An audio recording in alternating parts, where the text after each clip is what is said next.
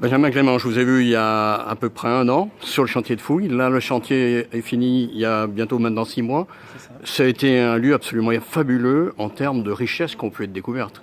On a découvert un site totalement exceptionnel avec une richesse de vestiges aussi bien sur le plan immobilier avec énormément d'objets grâce au premier incendie qui a figé la fouille, d'où son surnom de petite Pompéi viennoise. Et puis également au niveau immobilier avec énormément d'architecture, des plans de bâtiments complets, des maisons, des mosaïques. C'est vraiment un quartier entier qui est mis au jour grâce à cette opération. Comment est-ce qu'on peut classer un petit peu cette découverte dans l'ensemble de ce qu'on a pu déjà découvrir sur l'Empire romain ?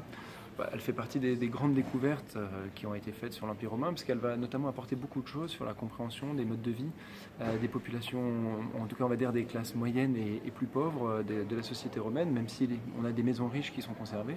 C'est surtout grâce aux appartements figés par le feu qu'on va pouvoir apporter vraiment de nouvelles connaissances et révolutionner un petit peu notre manière de percevoir les modes d'habitat dans le monde romain. Alors, sans déflorer ce qui sera bien sûr publié dans des publications scientifiques puis montré au musée, quels sont les grands traits de ce qu'on a découvert, qu'on ne savait pas ? Alors, on a découvert en tout cas une extension du quartier économique avec des grands entrepôts qui ont été mis au jour.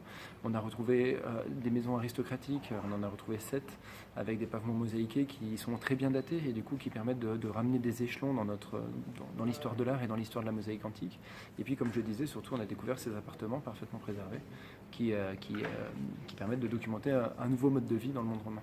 Alors on verra ça quand ? Au musée gallo-romain de Saint-Romain-en-Galles ? Voilà, il y aura une exposition fin 2020, normalement, au musée de Saint-Romain-en-Galles, qui présentera tous les vestiges et les mosaïques et le mobilier, et avec des restitutions, des 3D.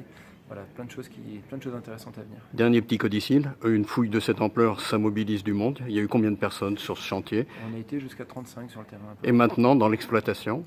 On est un peu moins nombreux, mais quoique, je pense qu'il y a quand même une trentaine de personnes qui travaillent aussi sur le à la fois du service archéologique de Saint-Romain-en-Galles, de l'université à Lyon. C'est principalement des gens d'Archéodonum, mais il y a aussi des gens qui viennent de France, de Suisse, d'Italie, qui participent au projet, des universitaires, des archéologues, des chercheurs. Voilà, ça amène, c'est tellement gros ça amène beaucoup de monde.